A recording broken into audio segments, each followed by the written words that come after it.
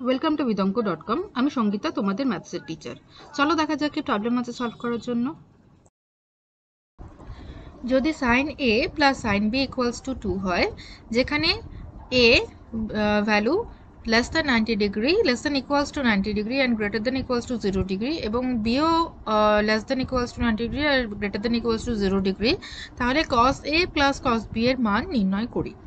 ওকে, আচ্ছা এবারে দেখো বলা হচ্ছে যে sine a plus sine B is equal to 2। ঠিক আছে, তো sine A plus sine B is equal to 2, fine. এবারে দেখো সাইনের ম্যাক্সিমাম ভ্যালু কত। তো আমি যদি টেবিলটা এভাবে লিখি, যদি তোমরা টেবিলটা মনে করো 0 ডিগ্রি, 30 ডিগ্রি, 60 ডিগ্রি, ঠিক আছে, তারপর আমি 90 ডিগ্রি নিলাম।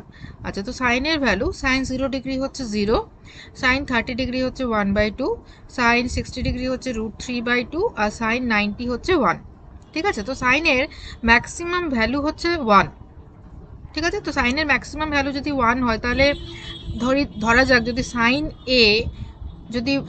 এ ইজ ইকুয়াল টু 1 হয়, তাহলে এখানে কি বলেছে sine A plus sine B equals to 2, তাহলে অতএব সাইন বিও অবশ্যই 1 হবে।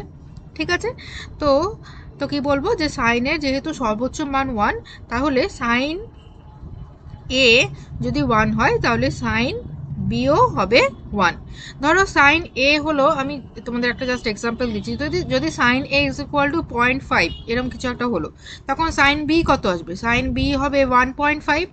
তো বলা হচ্ছে কি যে সাইনের ম্যাক্সিমাম ভ্যালু হচ্ছে 1, তো 1.5 তো কখনোই পসিবল না।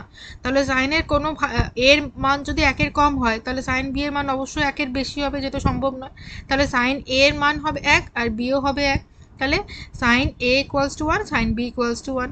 Okay, and we know that sin 90 degree is equal to 1.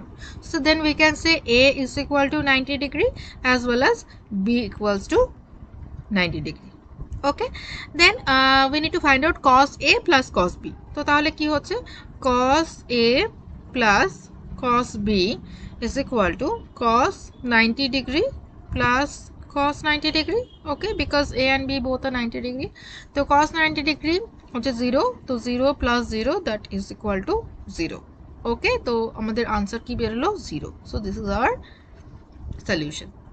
Thank you for watching vidonko.com। অঙ্কের আরও প্রবলেম এবং সলিউশনের জন্য আমাদের ওয়েবসাইট অবশ্যই ব্রাউজ করুন।